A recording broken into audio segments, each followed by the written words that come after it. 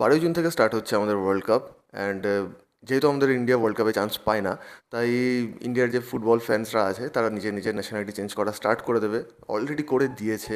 Argentina, Brazil, তারপর France, England, Spain, Germany, যেসব ভালো ভালো টিম আছে, ভালো ভালো ন্যাশনালস যারা ভালো ফুটবল খেলে। তারপর দেখতে গেলে ইতালিরও কিছু ফ্যান বেস আছে, কিন্তু ইতালি তো একদমই চান্স পাচ্ছে না। এই বছর ওয়ার্ল্ড কাপে 32 টিমস থেকে 48 টিমস হয়েছে, কিন্তু প্রত্যেক বছরের ন্যায় এই বছরও সবথেকে বড় দাবিদার যদি কোনো টিম হয়ে থাকে সেটা হচ্ছে ফ্রান্স, যে তারা ওয়ার্ল্ড কাপ জিতবে এরকম একটা টিম। কারণ ফ্রান্সের কাছে ভালো ডিফেন্স আছে, ভালো মিডফিল্ডার আছে, ভালো অ্যাটাকিং আছে। তারপর সেকেন্ড যদি আমি বলি তাহলে সেটা হবে স্পেন, কারণ স্পেনের কাছে one of the best right winger in the world right now, ঠিক আছে, লামিন আমাল। লামিন আমাল স্পেনের হয়ে খেলতে চলেছে। লামিন আমালের চোট হয়ে গেছিলো বার্সেলোনার শেষের দিকে খেলতে খেলতে। সে কিছুদিনের জন্য আউট অফ দ্য স্কোয়াড হয়ে গেছে, কিন্তু তারপর এখন বর্তমানে সে এখন ফিট হয়ে গেছে। লামিন আমাল আছে, নিকো উইলিয়ামস স্পেনের জার্সিতে খুবই ভালো খেলে। They don't have Alvaro Morata, কিন্তু তাদের কাছে ফেরান তোরেস আছে, ওরিজাবাল আছে, one of the best midfielders, Pedri, Gavi, Rodri, Olmo, মানে পুরো প্যাকড আপ। ডিফেন্সেও ভালো ডিফেন্স আছে, অ্যান্ড গোলকিপার তো ভাই আর কিছু বলারই নেই। গোলকিপারের দাভিদ রায়া আছে আর্সেনালের, বার্সেলোনার জোহান গার্সিয়া, দেন তো অল টাইম লেজেন্ড, মানে কেউ যদি ভালো খেলুক কি না খেলুক, লুইস দিয়ে ফন্তে, সে খেলাবেই, সে উনাই সিমনকে খেলাবেই। গোলকিপারও আছে। তারপর আর্জেন্টিনা, পর্তুগাল অ্যান্ড জার্মানি, এইসব টিম ভর্তি। আমি একটা টিমের নাম বলছি, মানে এই টিমটার কাছে সব থেকে ভালো প্লেয়ার এখন মোটামুটি বলতে গেলে আছে, মানে তাদের স্কোয়াডের দিক থেকে। এই যে পুরনো যে ওয়ার্ল্ড কাপে তারা খেলে এসছে, 2018 ওয়ার্ল্ড কাপ, 2022 ওয়ার্ল্ড কাপ, তার মধ্যে যে টিমগুলো তারা খেলিয়েছে, এই 2026 ওয়ার্ল্ড কাপে তাদের সব থেকে কম্প্যাক্ট টিম রয়েছে, অ্যান্ড সেই টিমটা হচ্ছে পর্তুগাল। কারণ পর্তুগালের মিডফিল্ড দেখতে গেলে এই যে চ্যাম্পিয়ন্স লিগ জিতলো, ভিটিনা, জাও নেভেস, তারপর ইউনাইটেডের ব্রুনো ফার্নান্দেজ, তারপর উইংয়ে রয়েছে রাফায়েল লিও। শুধুমাত্র সব জায়গাতেই আমি যদি দেখি পর্তুগালের সব থেকে ভালো ভালো প্লেয়ারগুলো আমি বলতে পারি one of the best players in the world এখন বর্তমানে রয়েছে পর্তুগালের কাছে। শুধুমাত্র তাদের কাছে একটা স্কোরার নেই। শুধু রোনাল্ডো বাদ দিলে স্কোরার কে আছে? অ্যান্ড জাও ফেলিক্স যখন আল নাসেরে যায়, জাও ফেলিক্সের ভালো সিজন গেছে ভাই, মারাত্মক সিজন গেছে জাও ফেলিক্সের। 20 গোল এক সিজনে। জাও ফেলিক্স ভাই স্বপ্নেও ভাবিনি কখনো সে 20 গোল করবে এই আল নাসেরের হয়ে। মানে এক সিজনে ইউরোপিয়ান ক্লাবে থাকা সময় তো মানে আমি কখনোই দেখিনি জাও ফেলিক্সকে 20 গোল করতে। তাই সে সেখানে 20 গোল করেছে। অ্যান্ড সাউদির যে লিগের যে গুণগত মান, যে প্রিমিয়ামনেস, ওটা আমরা বুঝে গেছি যে কীরকম হতে পারে। তো জাও ফেলিক্সকে অ্যাজ আ যদি স্কোরার হিসেবে তোমরা দেখো তাহলে সেটা একদমই না। কিন্তু Ronaldo 41 years age, as a Portugal fan, তোমরা যদি কেউ পর্তুগাল ফ্যান হয়ে থাকো তোমরা নিজেরাই বলো তো, আর বিলিভ ইন রোনাল্ডো, যে হ্যাঁ রোনাল্ডো একাই গোল করবে, একাই টিমকে টানবে, এরকম একটা ব্যাপার। I know there are lot of players in Portugal. Gonzalo Ramos রয়েছে অ্যাজ আ নাম্বার 9, সেও খুব একটা ভালো player, but PSG second striker. ভাবো, ভালো প্লেয়ার কিন্তু PSG second striker, so he will score goals in the final, এরকম তো আমরা দেখতে পারবো না না। গনজালো র্যামোস ভালো প্লেয়ার, তারপর রাফায়েল লিও ওই পাশে, মানে সব জায়গাতে নিচে রুবেন দিয়াস রয়েছে, তারপর হচ্ছে নুনো মেন্দেস রয়েছে। কত প্লেয়ারের নাম নেবো আমি পর্তুগালের হয়ে, এত এত প্লেয়ার রয়েছে, কিন্তু পর্তুগালের কাছে স্কোরার নেই। তাই পর্তুগালের টিমটা এত ভালো হওয়া সত্ত্বেও কিছু কিছু ফ্লজ রয়েছে।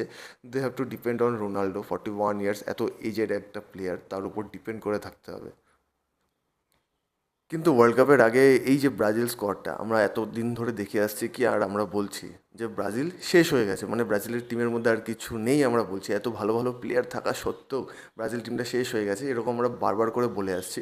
কিন্তু এই যে লাস্ট ম্যাচ পানামার এগেনস্টে 6-2 গোলস, ভাই Brazil score 6 goals against Panama. ব্রাজিলের টিমটা সত্যিই ভালো হয়েছে আনচেলত্তি আসার পর। কারণ ব্রাজিলের টিমে in the attacking side Raphinha রয়েছে, Vinicius Junior, one of the best ক্লাবের এই দুটো প্লেয়ার, রাফিনহা আর ভিনিসিয়াস জুনিয়র।